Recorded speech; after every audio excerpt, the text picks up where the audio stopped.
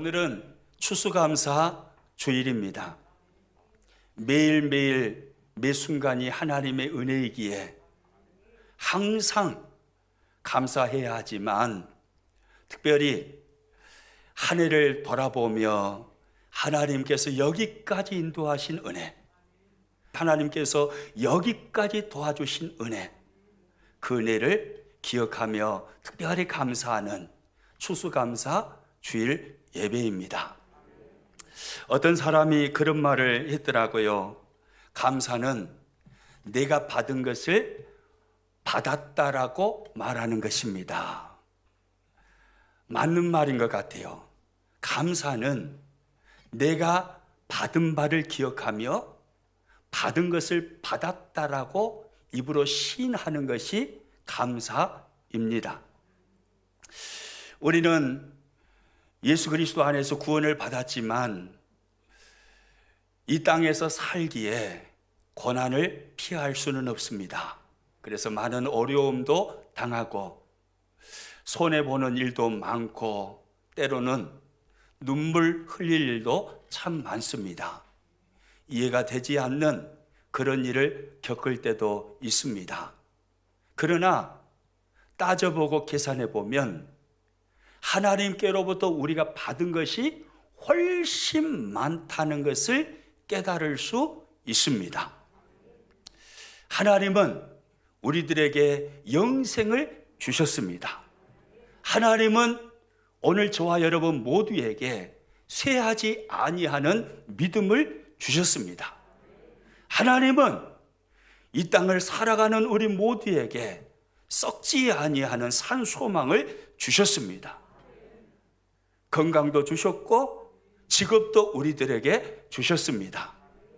아침에 눈을 뜨면 함께 이야기할 수 있는 가족, 시집 보내고 장가 보내서 타지에 살고 있지만 전화를 걸어서 함께 대화를 나눌 수 있는 가족, 그 가족을 하나님께서 우리에게 주셨습니다. 생각해 보면요, 받은 것이 얼마나 많은지 몰라요.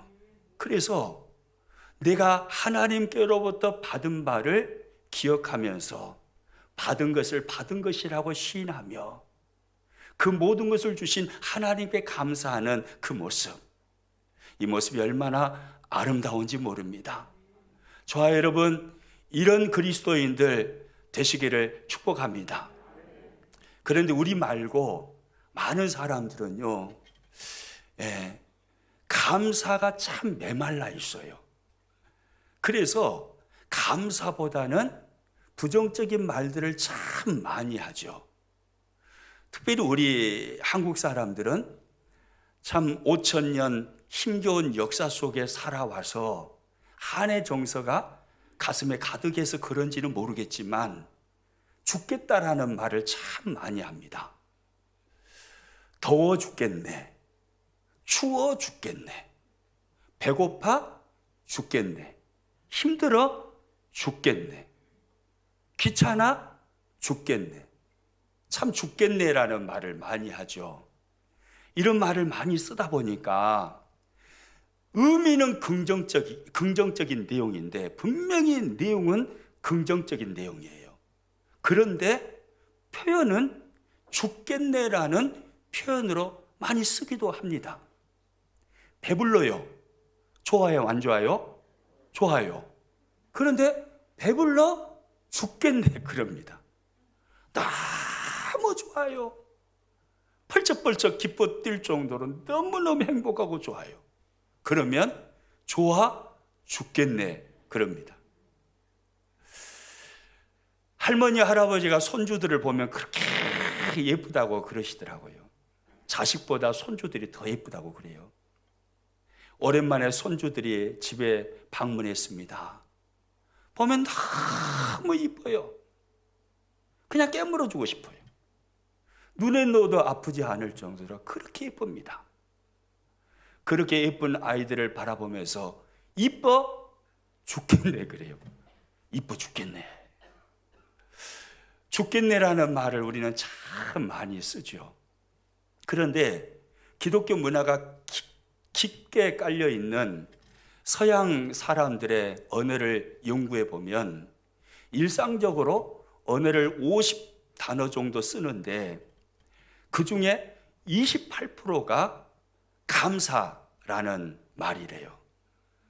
마트에서 물건 하나 사도, 문방구점에서 볼펜을 한 자루 사도 땡큐 그럽니다. 상대방의 제안을 거절할 때 아니요 라는 말도 노 땡큐 그럽니다. 감사라는 이 단어를 참 많이 쓰고 있죠. 유대인의 탈무드라는 책을 보면 이런 말이 있어요. 세상에서 가장 현명한 사람은 배우는 사람이요, 세상에서 강한 사람은 자기를 아는 사람이요, 세상에서 가장 행복한 사람은 범사에 감사하며 사는 사람이다. 참 맞는 말이잖아요. 오늘 감사하는 사람이 가장 행복하다 이 말이에요. 무슨 일을 만나도 범사에 감사해 버리는데 그 사람의 행복을 어떻게 빼앗을 수가 있겠습니까? 범사에 감사하는 사람, 이 사람이 가장 행복한 사람입니다. 그래서 성경을 보면요, 우리에게 그토록 행복을 주기를 원하시고 행복한 삶을 살아가기를 기대하시는 하나님은 범사에 감사하라고 명령을 하십니다. 데살로니가전서 5장 16절에서 18절 말씀입니다. 항상 기뻐하라, 쉬지 말고 기도하라, 범사에 감사하라. 이것이 그리스도 예수 안에서 너희를 향하신 하나님의 뜻이니라. 하나님의 뜻이 있는데 우리를 향하신 하나님의 뜻은 항상 기뻐하는 거다, 쉬지 말고 기도하는 거다. 그리고 또 하나 뭐라고요? 범사에 감사하라. 이것이 하나님의 뜻이라는 것입니다. 범사에 감사하는 것이 하나님의 뜻입니다. 범사가 뭡니까? 무릇범 일사입니다. 무릇 모든 일들 가운데에서 감사하라 라는 하나님의 지엄하신 명령이죠. 여기서 범사에 라는 단어를 언어로 보니까 무슨 의미냐면 어떤 환경에서도 어떤 상황에서도 라는 의미입니다. 그러니까 좋을 때, 일이 잘 풀릴 때, 사업이 잘 될 때, 자식들이 잘 나갈 때, 이때만 감사하는 게 아니라 회사에서 좌천되어도, 사업이 안 되어도, 몸이 안 좋아도, 요즘처럼 코로나가 온 나라를 덮어버려가지고 도시와 나라가 코로나 때문에 몸살을 앓고 있을 때에도, 그때도 변함없이 감사하라. 이것이 범사에 감사하라는 의미입니다. 무조건 감사하라는 거죠. 무슨 일을 만나도, 어떤 상황 속에서도, 어떤 환경 속에서도 무조건 감사하라. 그래서요, 그리스도인의 특징은요, 감사입니다. 그리스도인의 특징이 뭐라고요? 감사예요. 세상 사람들과 구별되는 그리스도인의 특징, 그것은 감사입니다. 길거리를 지나는 두 사람의 이야기를 들어보면 어떤 사람이 크리스찬이고 어떤 사람이 넌 크리스찬인지 금방 압니다. 넌 크리스찬들은 원망과 불평이 가득합니다. 그런데 크리스찬은 감사가 입술에 가득합니다. 여러분이 그런 사람이죠? 여러분은 크리스찬입니까? 이것이 우리의 특징인 거예요. 그래서요, 신학자 보네퍼는 이런 말을 합니다. 우리 화면 보고 같이 읽습니다. 이 세상에서 그리스도인과 비그리스도인의 구별은 바로 이 세상을 살아가면서 얼마나 기쁘게 그리고 감사하면서 살아가느냐에 달려있다. 이게 구별되는 크리스찬의 특징이라는 거예요. 기쁨과 감사. 범사에 모든 환경에서, 모든 상황에서 감사하는 사람들, 그 사람이 바로 그리스도인이라는 것입니다. 할렐루야. 우리가 범사의 모든 일에 감사하면 하나님은 밀물이 몰려오는 것처럼 우리에게 행복을 주시는 것입니다. 감사가 행복의 답이에요. 그러면 왜 우리는 범사에 감사해야 할까요? 데살로니가전서 5장 18절에서 범사에 감사하라. 이는 그리스도 예수 안에서 너희를 향하신 하나님의 뜻이니라. 감사를 명령하시는데 범사에 감사할 것을 명령하십니다. 뭔가 그 이유가 있기 때문에 하나님께서 이렇게 말씀하시지 않으시겠습니까? 오늘 본문을 통해서 저는 여러분과 함께 범사에 감사할 수밖에 없는, 감사해야만 하는 몇 가지 이유를 같이 생각해 보고 싶습니다. 첫 번째 이유입니다. 우리 같이 한번 화면 보고 있습니다. 하나님을 선명하게 알게 하셨기 때문입니다. 여러분, 세상 속에 살아가는 사람들 중에요, 하나님을 선명하게 아는 사람들은요, 그리스도인들밖에 없습니다. 모든 사람들은 하나님을 알 만한 지식을 가지고 있습니다. 그러나 죄악으로 인하여 하나님을 아는 지식이 희미해져 버렸어요. 그래서 하나님을 알기는 알되 희미하게 아는 겁니다. 그러나 우리 크리스찬들은요, 하나님을 선명하게 압니다. 아멘입니까? 왜요? 예수 그리스도 안에서 우리의 모든 죄악이 씻겨졌기 때문이에요. 죄가 씻겨졌으므로 우리는 그리스도 안에서 하나님을 선명하게 보고 하나님을 선명하게 느끼며 사는 것입니다. 하나님을 선명하게 아는 사람들. 오늘 본문 21절에 가서 보면요, 성경이 이렇게 말씀을 합니다. 같이 있습니다. 하나님을 알되 하나님으로 영화롭게도 아니하며 감사하지도 아니하고. 성경은 말합니다. 세상 사람들이 하나님을 감사하지 아니한다고요. 왜요? 하나님을 알기는 알아요. 그런데 하나님을 아는 지식이 희미해져 버린 거예요. 선명하지가 않아요. 죄로 인해서 희미해졌습니다.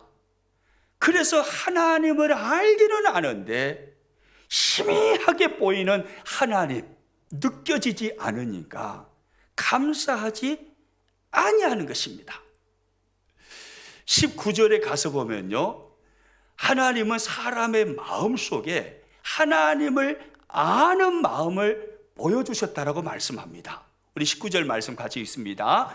이는 하나님을 알만한 것이 그들 속에 보임이라. 하나님께서 이를 그들에게 보이셨느니라.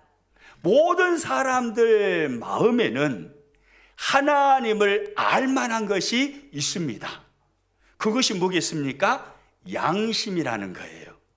양심이라는 것은 하나님의 형상을 따라 지음받아 남아있는 흔적이에요. 죄로 인하여서 사람이 타락했지만 그 하나님의 형상의 흔적이 양심이라는 단어를 가지고 우리의 가슴 속에 있는 거예요. 그래서 예수님을 믿지 않는 사람도 양심이 있어요. 저와 여러분도 교회를 다니기 전에 양심이 있었죠? 우리 모든 사람에게는 양심이 있습니다. 그래서 누구에게 잘못하면 미안한 감정이 드는 거예요. 그러나 개나 고양이나 짐승이나 동물들은요, 양심이 있을까요, 없을까요? 이놈들은 양심이 없어요. 하나님의 형상을 따라 지음받은 존재가 아니기 때문이에요. 요즘 보면 애완고양이 참 가정에서 많이 기르기도 합니다.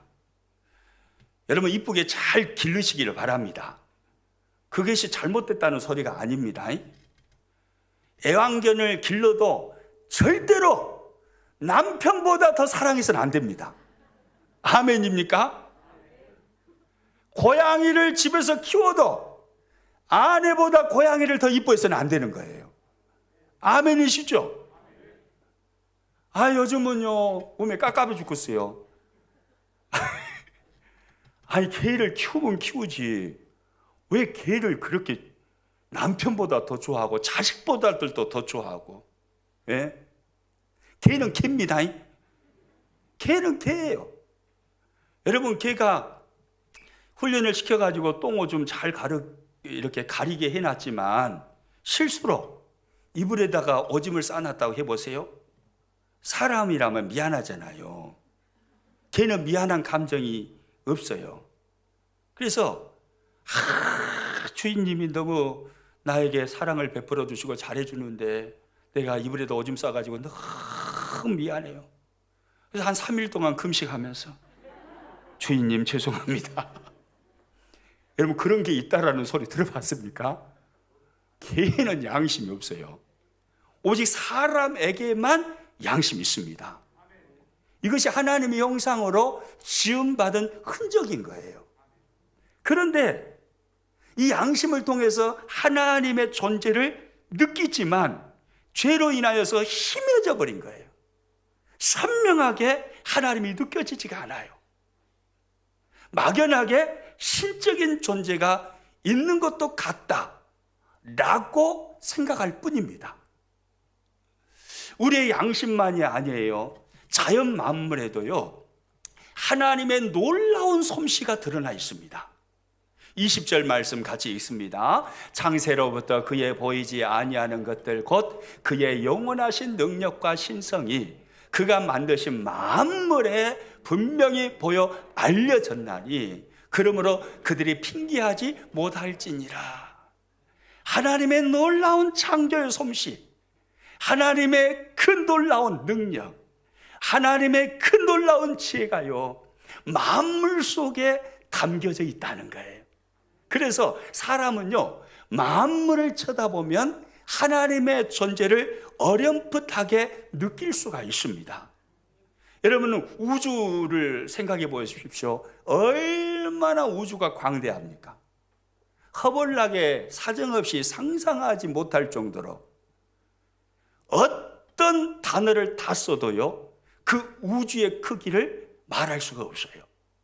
어마어마한 우주를 하나님이 지으셨고 질서대로 지금도 운행하게 만드시는 분이 바로 저와 여러분의 하나님이에요. 그분은 위대하시고 크신 하나님이신 거예요. 사계절을 보십시오. 얼마나 뚜렷합니까? 참 신기해요. 그렇게 땅이 꽁꽁 얼어붙어 있는데 따뜻한 봄날이 되면 땅이 녹으면서 그 씨앗이 그 추위에 어떻게 안 죽고 살았는지 씨앗에서 들풀이 나오고 들꽃 나무가 나오고 꽃이 핍니다. 참 신기하잖아요. 그리고 여름이 되면요, 온 산림이 울창해집니다. 그리고 가을이 되면요, 어떻게 아는지 모든 나무들이요 열매를 맺습니다. 여기 앞에 봐보세요. 얼마나 열매들이 맛있게 생겼습니까? 정말로 이런 열매들을 가을이 되면요, 그렇게 나무들이 열매를 맺어요. 너무 신기하잖아요. 겨울이 되면 또 어떻게 알았는지 낙엽이 다 떨어지면서요, 썰렁한 가지만 남습니다. 참 사계절을 보면 하나님의 솜씨가 너무 놀랍다는 생각이 듭니다. 순천에 와서 느끼는 건데요, 순천에서 살아보니까 사계절이 더 뚜렷한 것 같아요. 순천에 사시는 여러분들은요, 허블나게 축복을 받은 사람인 줄로 믿으시기 바랍니다. 예? 요즘에요, 가끔 목포 가보면요, 어찌 그렇게 썰렁한지요? 아니, 목포가 좀, 그냥 꼭 광야같이 썰렁하다는 느낌이 들어요. 산이 없어요. 물이 없어요. 참 순천은 얼마나 좋습니까? 산이 둘러 있잖아요. 도시에 강이 흐르고 있잖아요. 얼마나 멋진 도시입니까? 사계절을 보면 하나님의 솜씨를 느낄 수가 있습니다. 우리가 들이마시는 공기도 마찬가지예요. 이 공기, 사람이 살기에 가장 적합한 공기의 구성이 어떻게 되냐면 질소가 78%, 산소가 21%, 그리고 아르곤이라는 기체가 0.93%, 그리고 이산화탄소 및 다른 기체들이 0.07% 이렇게 구성되어 있다고 그럽니다. 그런데 너무나 신기해요. 이 실내에 들어와도 하나님은 여기에다가 딱 그 구성으로 맞춰서 우리가 숨 쉴 수 있도록 준비해 놓으셨습니다. 밖에 나가도 마찬가지예요. 어디 나라를 가든 간에 이 지구촌 안에 이 모든 공기는요, 그 구성으로 이루어져 있어요. 너무너무 놀랍고 신비하잖아요. 우리 인체를 봐도 그래요. 우리 인체를 생각해 보면요, 하나님의 그 놀라운 신비가 절절히 느껴져요. 여러분, 우리 안에 이 혈관이 엄청 많잖아요. 동맥과 정맥을 포함해서 수많은 모세혈관이 있습니다. 이 혈관을 한 줄로 쫙 연결을 하면 혈관의 길이가 얼마나 될 것 같습니까? 여러분 놀라지 마세요. 무려 12만 킬로미터가 된대요. 12만 킬로미터라고 하니까 별로 안 놀라시는데 이게 어느 정도 길이냐면 지구 3바퀴 도는 길이에요. 이래도 안 놀라면 이거 문제가 있어요. 감정이 어떻게 된 거예요? 지구 3바퀴 도는 어마어마한 길이의 그 혈관이 이 조그만 몸뚱아리 안에 다 들어가 있는 거예요. 12만 킬로미터. 엄청나잖아요. 그런데 더 신비한 게 뭐냐면 이 12만 킬로미터나 되는 어마어마한 길이의 혈관이 우리 안에 있는데, 그런데 심장이 한번 펌프질을 팍 해가지고 동맥을 통해서 이렇게 우리 몸을 확 돌잖아요.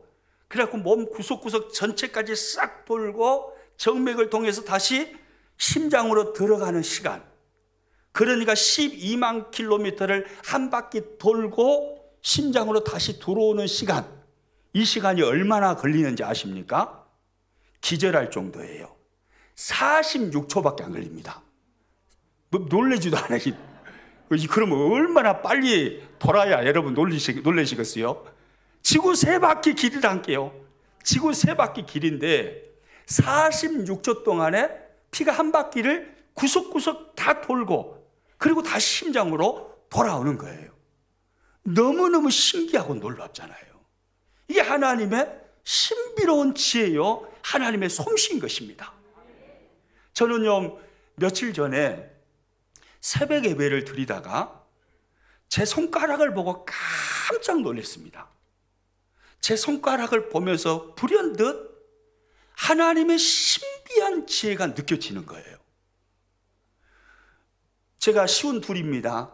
51년을 이 손가락을 보면서 살았습니다. 그런데 다른 때는 그런 생각을 안 해봤어요. 그런데 며칠 전에 새벽 예배를 하다가 어느 순간에 손가락을 딱 보니까 너무 신기한 게 보이는 거예요. 엄지손가락이 2마디밖에 없는 거예요. 다른 손가락은 다 3마디인데 엄지손가락이 2마디인 거예요. 여러분 손가락 봐보세요. 여러분 손가락도 엄지손가락은 2마디인가요? 2마디죠. 다른 손가락은 다 3마디씩 있죠. 그러죠? 제 손만 그런 게 아니죠. 엄지손가락은 나 깜짝 놀랐어요. 너무 신기한 거예요. 엄지손가락만 2마디네? 그러면서 그런 생각이 드는 거예요. 만약에 엄지손가락이 1마디만 있고 나머지 손가락이 3마디씩 있으면 사물을 집을 때 얼마나 불편하겠어요. 거기다가 또 반대로 엄지손가락이 3마디고 나머지 손가락도 전부 다 3마디라면 그러면 이만큼 길잖아요. 그러면 이거 집을 때 또 얼마나 불편하겠어요. 근데 하나님이요, 그분의 신비로운 지혜로 가장 살기 좋도록 우리의 손가락을 엄지손가락은 2마디, 나머지 손가락은 다 3마디씩 만들어 놓으셨더랄게요. 제가 깜짝 놀랐어요. 여러분, 하나님의 신비로운 지혜인 거예요. 제가 자주 이런 이야기 했습니다마는 어제도요, 강진 소망교회에 많은 분들이 같이 동역하셔가지고 참 농촌교회 잘 섬기고 왔습니다. 무려 25분 가까이 가셔가지고 오래 다니신 장로님부터 시작해서 이제 교회 나온 지 얼마 안 되신 새가족까지 신구가 연합해서 참 멋지게 사역을 하고 왔습니다. 얼마나 기가 막힌 사역이었는지 몰라요. 저도 땀을 뻘뻘 흘리면서 일을 했더니 피부가 조금 검해졌죠. 구릿빛 피부가 나죠. 더 멋지죠. 오늘 딱 들어오는데 어떤 집사님이 목사님 너무 멋있어요 그러더라고요. 아이고 땀 흘려서 일했더니 이렇게 피부가 타가지고 이쁘게 보인갑다 이런 생각을 했는데요. 얼마나 참 아름답게 섬겼는지 모릅니다.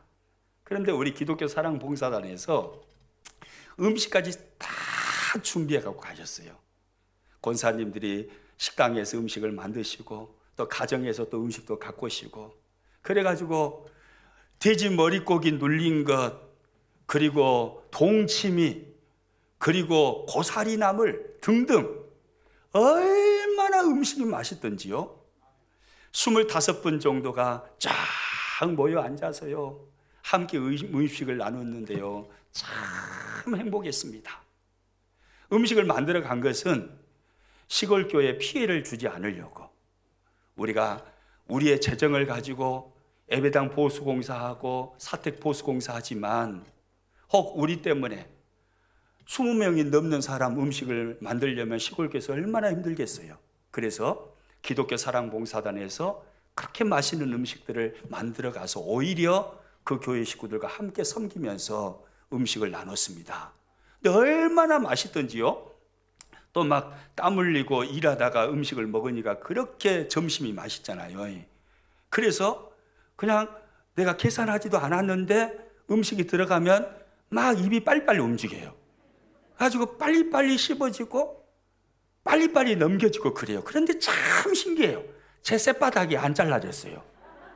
그렇게 음식을 빨리빨리 돌려가면서 이빨은 계속해서 방아를 찢고 그리고 목구녕은 넘기고 이러는데, 야, 이 조화, 이 놀라운 조화요. 너무너무 놀라운 거예요. 제가 계산도 안 하고 생각도 안 하는데 어떻게 혓바닥은 그렇게 음식을 잘 돌리고 어떻게 이빨은 잘 방아를 잘 찢고 어떻게 목구녕은 잘 넘기고 있는지 너무너무 신비한 거예요. 이게 신비로운 하나님의 지혜입니다. 여러분, 우리가 자연 만물을 보고요 우리 인체를 조금만 연구해보고 조금만 생각해보면요 하나님의 신비한 지혜를 느낄 수 있습니다. 하나님의 위대하심이 느껴집니다. 그런데 죄로 인하여서 어두워진 사람들은 하나님을 아는 지식이 희미해져 버린 거예요. 자신의 양심을 보면서도 하나님의 형상대로 지음받은 존재인 인간의 존엄함을 깨달지를 못해요. 이 만물을 바라보면서 오곡백과가 익어가는 이 가을 추수를 바라보면서도 이 모든 추수 가운데 역사하시고 이 만물의 열매를 주신 그 하나님을 깨달지를 못하는 거예요.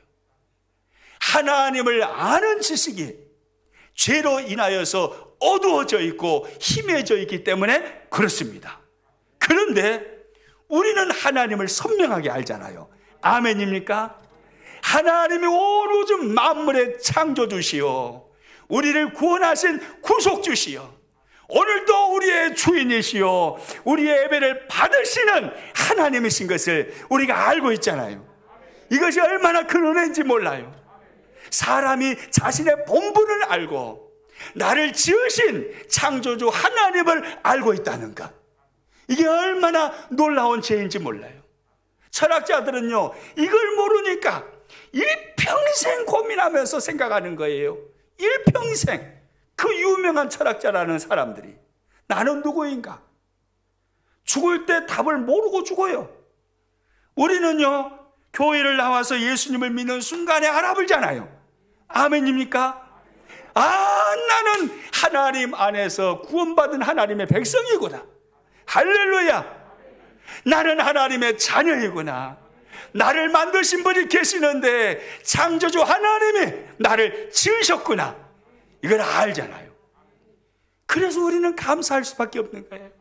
하나님을 선명하게 알게 하신 그 은혜, 그래서 하나님을 하나님이라고 고백하게 하는 그 은혜, 하나님을 알므로 하나님을 예배하고 하나님을 섬기는 삶을 살아가게 하시는 그 은혜, 여러분, 이게 감사인 거예요. 아멘입니까? 이게 감사예요. 그 다음에 두 번째, 우리가 감사해야 하는 이유는요, 화면 보고 또 같이 읽습니다. 시작. 감사를 통해 하나님을 영화롭게 할 수 있기 때문입니다. 감사를 통해 하나님을 어떻게 하신다고요? 영화롭게요. 우리가 수요일 저녁 시간에 소요리 문답을 나누고 있습니다마는 성경을 통틀어서 가장 중요한 핵심입니다. 소요리 문답 1문은 이렇게 말합니다. 사람의 제일 되는 목적은 무엇입니까?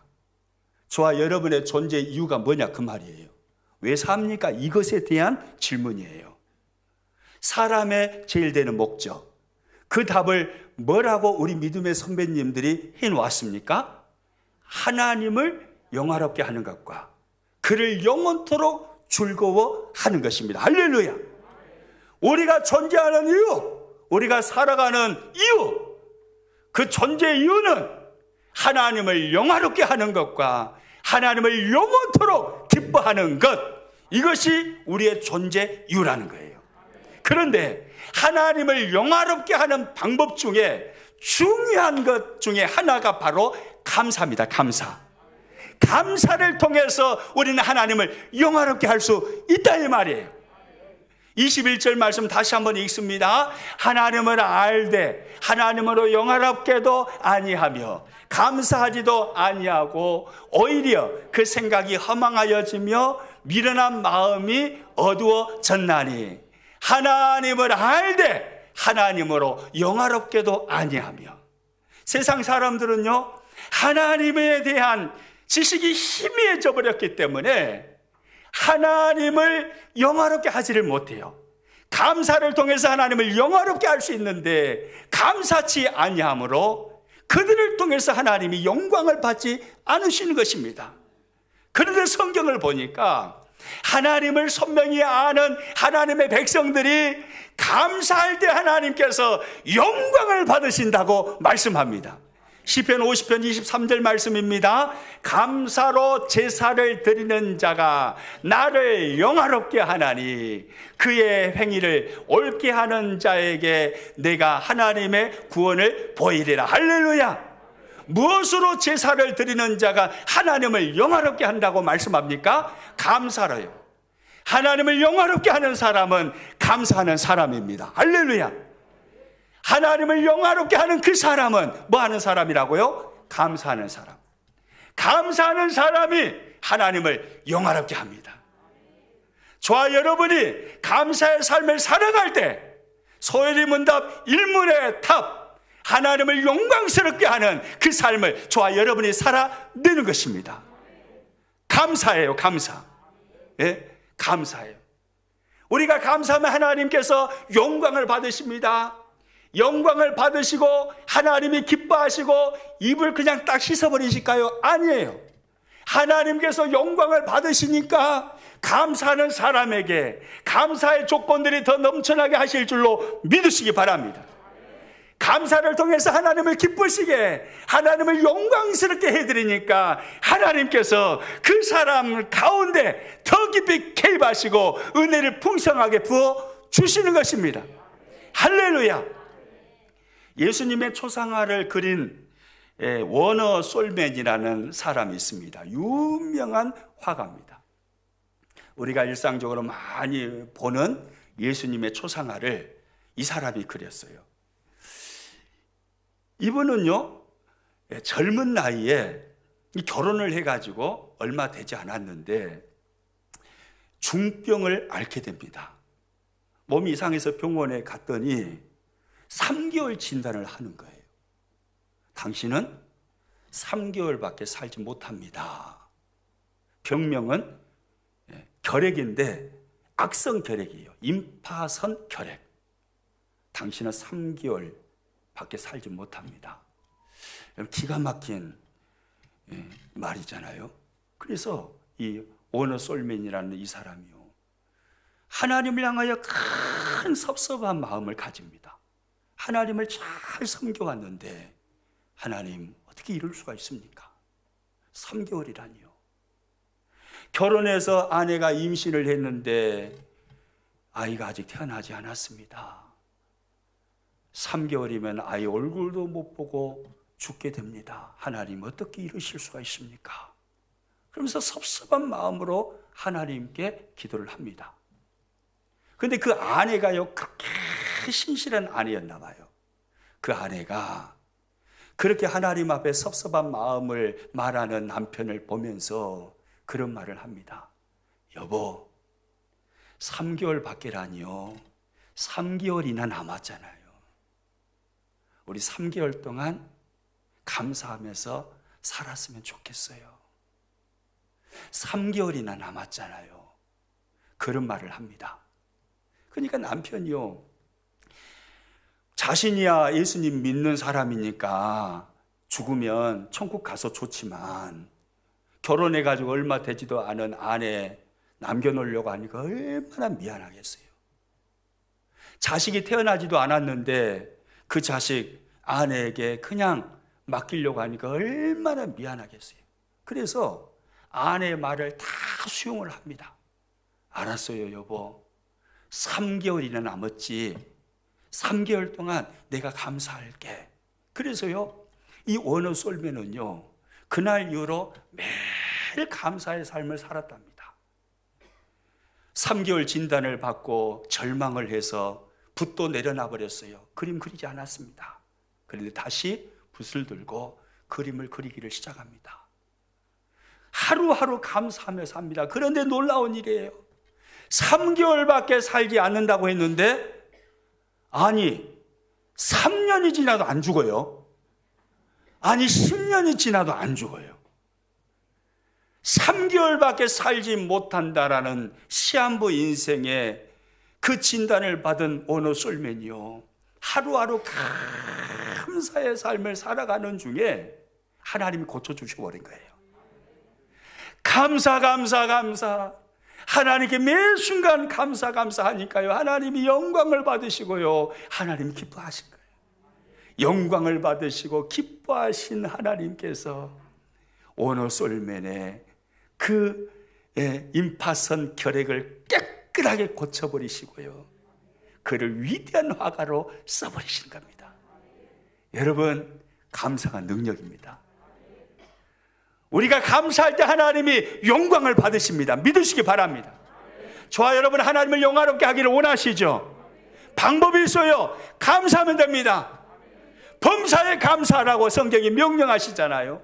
감사하면 돼요. 모든 상황 속에서, 모든 환경 속에서 하나님의 일하심을 믿고 하나님의 섭리를 믿고, 지금 내 삶이 어둡고 깜깜할지라도 모든 것을 합력하여 선을 이루실 하나님을 기대하면서 오늘 감사해버리는 것입니다.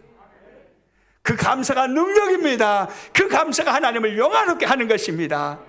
하나님께서 우리의 감사를 받으시고 영광 받으시고 하나님이 기뻐하시며 우리에게 놀라운 은혜를 부어주십니다. 그러므로 우리는요, 감사해야 되는 거예요. 그리고 세 번째, 우리가 감사해야 할 이유, 참 중요한, 가장 중요한 이유죠. 세 번째 이유 같이 있습니다. 예수님을 통하여 구원을 받았기 때문입니다. 아멘입니까? 예수님을 통하여 뭘 받았어요? 구원을 받았어요. 구원을. 여러분, 예수님을 통해서 죄 사함 받고 구원받았고 천국 백성이 된 줄로 믿으시기 바랍니다. 여러분, 예수님을 구원의 주님과 인생의 주인으로 시인하시고 고백하시고 믿으시나요? 그러면 여러분은 구원받았습니다. 여러분에게 천국이 예약되어 있습니다. 우리는 영원히 천국에서 영생 복락을 누리며 살 사람들입니다. 여러분, 이 세상 짧아요. 아무리 많이 살아야 100년이에요. 그러나 천국의 삶은요, 영원합니다. 잠깐의 그 눈물, 그 고난의 삶이요, 영원한 그 영광과 좋게 비교할 수 없는 것입니다. 여러분, 천국이 영원하다는 게 얼마나 큰 축복인지 몰라요. 만약에 천국의 삶이요 1만 년이다 라고 제한이 돼 있으면 제가 생각할 때는 그리 행복하지 않을 것 같아요. 1만 년이다 딱 그래 놓으면 천국에도 이렇게 먼저 가신 분도 있고 나중에 가신 분도 있으니까 말년이 있을 거 아닙니까? 1만 년. 그러면 군대 가면 말년 병장이 있듯이 천국에서 9,999년을 살았어요. 이제 1년만 남았어요. 1년만. 이제 1년이면 천국의 생활이 땡이에요. 그러면 인제 신빙으로 들어온 천국에 올라온 1년짜리 보면 얼마나 부럽겠어요. 오메오메 당신은 9,999년을 여기서 살겠구만. 나는 1년밖에 안 남았어. 부러워 죽겠네. 이러지 않겠어요? 근데요, 감사한 것은 천국은 영원합니다. 영원해요. 여러분 믿으시기 바랍니다. 끝이 없어요. 영원한 복락의 세계예요. 그리스도를 통해서 하나님은 우리에게 이 구원의 선물을 주신 것입니다. 영원한 천국을 우리에게 약속해 주신 것입니다. 이보다 더 큰 은혜가, 이보다 더 큰 축복이 어디에 있습니까? 가장 큰 감사의 조건이죠. 오늘 본문에 보면요, 하나님께서 내버려 두셨다라는 말씀을 계속해서 반복하고 있음을 알 수 있습니다. 본문 24절부터 시작해서요, 본문 넘어서 계속 보면 계속 이 말씀이 반복되는데 24절 말씀 같이 읽습니다. 그러므로 하나님께서 그들을 마음의 정욕대로 더러움에 뭐 해두셨어요? 내버려 두셨어요. 또 26절이요, 이 때문에 하나님께서 그들을 부끄러운 욕심에 어떻게 하셨어요? 내버려 두셨어요. 또 28절이요, 또한 그들이 마음에 하나님 두기를 싫어하며 하나님께서 그들을 그 상실한 마음대로 내버려 두셨어요. 하나님은 내버려 두셨대요. 죄인들을 내버려 두셨대요. 심판의 자리에 내버려 두셨대요. 지옥의 고통 가운데 내버려 두셨대요. 그런데 하나님께서 왜 그랬는지 몰라요. 우리를 사랑해 주셨어요. 하나님은 저와 여러분을 만세전에 사랑하시기로 작정하셨어요. 똑같이 심판의 대상이에요. 똑같이 죄인이에요. 영원한 지옥의 고통 속에 살아야 마땅한 존재예요. 그런데 하나님이 우리를 사랑해 주신 거예요. 왜 사랑해 주셨는지 몰라요. 그런데 사랑해 주셨어요. 우리를 사랑해 주셔서 우리에게 예수 그리스도 십자가 그리고 부활의 은총이 믿어지게 만들어 주셨어요.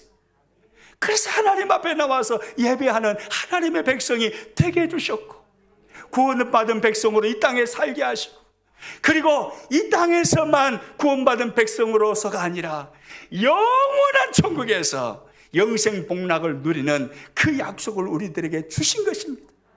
아멘입니까? 여러분, 이 큰 복을 받았는데, 이 놀라운 은혜를 받았는데, 짜실짜실한 조그만 것 좀 힘들다고, 거기서 엉엉 울고 죽겠다고, 못 살겠다고, 그러면 좀 정신병자죠. 자기가 가지고 있는 게 얼마나 큰지를 모르는 거예요. 하나님은 우리를 구원해 주셨습니다. 아멘입니까?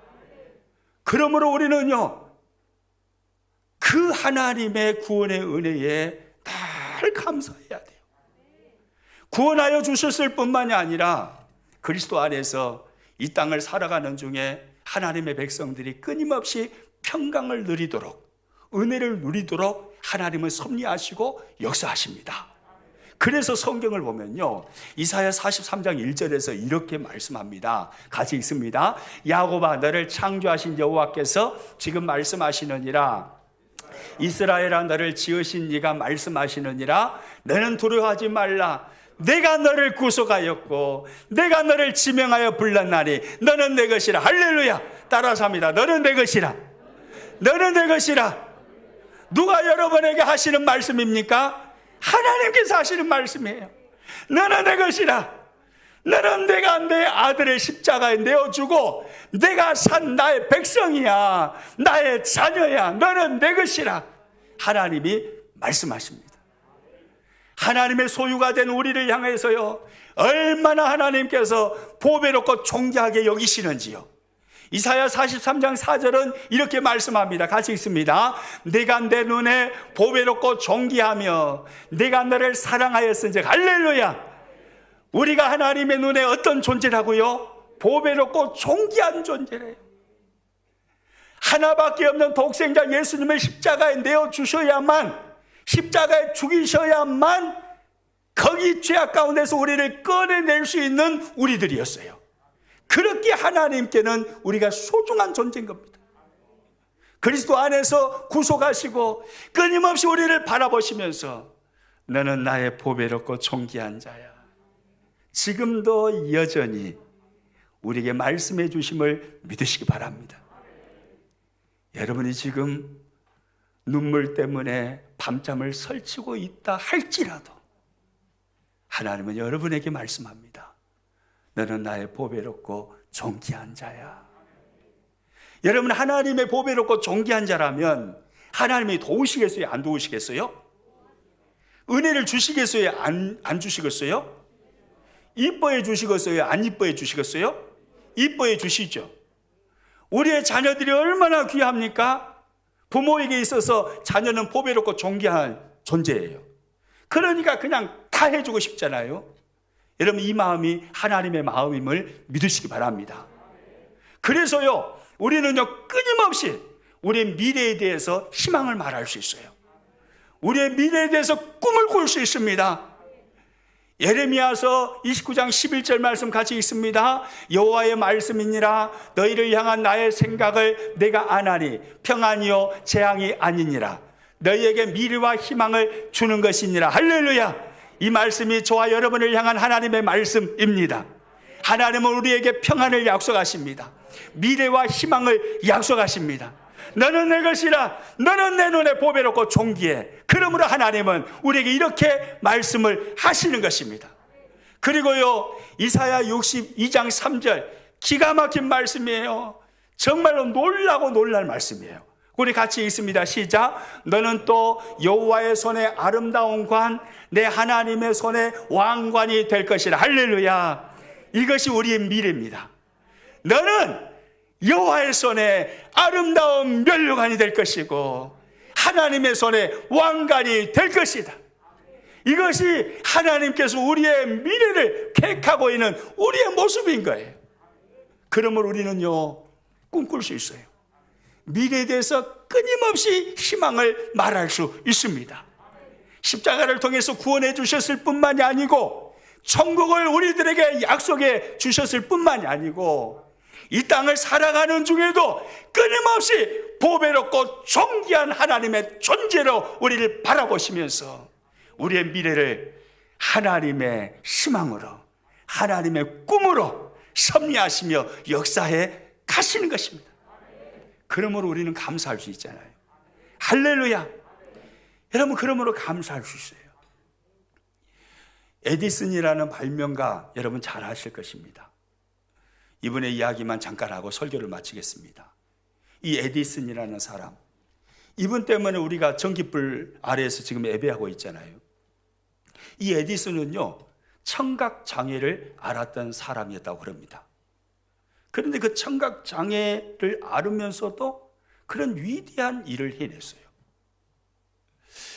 에디슨이 청각장애를 앓게 된 것은요, 소년 시절에 기차에서 떨어져 가지고 귀를 다쳐서 청각장애를 앓게 된 것입니다.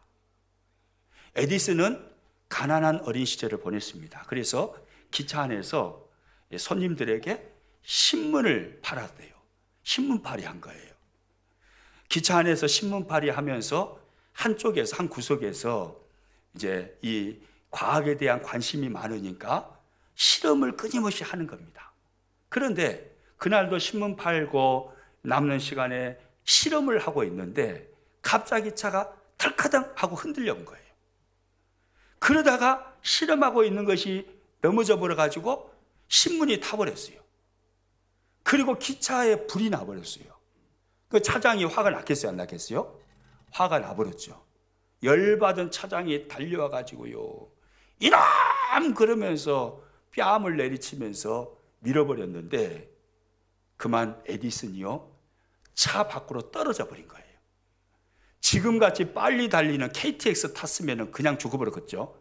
그런데 그때는 전기기관차잖아요. 칙칙 퍽퍽 그러면서 천천히 가요.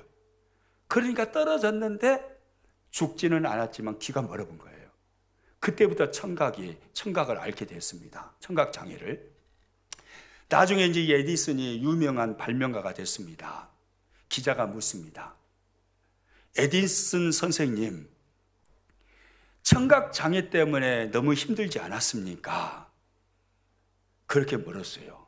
그랬더니요, 이 에디슨이 무슨 말을 하냐면, 저는 제가 청각장애를 앓고 있었던 것이 얼마나 감사한 일인지 모릅니다. 만약에 제가 청각장애를 앓지 않았다면 저는 결코 내가 하는 실험에 몰두하지 못했을 것입니다. 수많은 사람들의 소리를 들으면서 어떻게 실험들에 몰두할 수 있었겠습니까? 이렇게 대답을 한 것입니다. 여러분, 이것이 감사예요. 좋을 때, 잘 나갈 때 그 감사는요, 교회 안 다니는 사람도 다 합니다. 그건 다 똑같아요. 일 잘 풀리고 자녀가 시험만 보면 시험을 잘 쳐버려가지고 대학도 그냥 쏙쏙 잘도 들어가고, 그리고 진급 시험만 보면은 어떻게 그렇게 진급 시험을 잘 봐가지고 진급도 잘 돼버리고, 사업만 열면 사업이 잘 돼버리고. 여러분, 그 속에서 좋아하지 않을 사람이 어디 있어요? 다 좋아합니다. 그러나 그리스도인의 특징은 범사에 감사합니다. 범사에 감사. 모든 일에 감사하는 거예요. 어떤 상황 속에서도 감사하는 거예요. 지금 힘들고 지금 어려워도 하나님께서 합력하여 선을 이루심으로 나에게 평강을 주실 것을 믿고 감사하는 것이고, 나에게 희망을, 미래를 주실 것을 믿고 감사하는 것입니다. 내 머리에 아름다운 면류관을 씌워주실 것을 믿고 감사하고, 화려한 왕관을 씌워주실 것을 믿고 감사하는 거예요. 미리 보면서 감사하는 사람, 이 사람이 바로 그리스도인입니다. 저와 여러분, 이런 그리스도인이 될 수 있기를 축복합니다. 할렐루야! 우리 옆 사람 서로 바라보면서 이렇게 이야기합니다. 우리 그런 사람 됩시다. 그런 사람이 어떤 사람인지 아시죠? 범사에 감사합니다. 범사에 감사. 그래서 우리 평안의 식구들의 얼굴이요 쫙 펴져가지고요, 범사에 감사하는 사람의 그 희락, 그 즐거움이요, 이 얼굴에서 빛으로 발산되시기를 축복합니다. 할렐루야!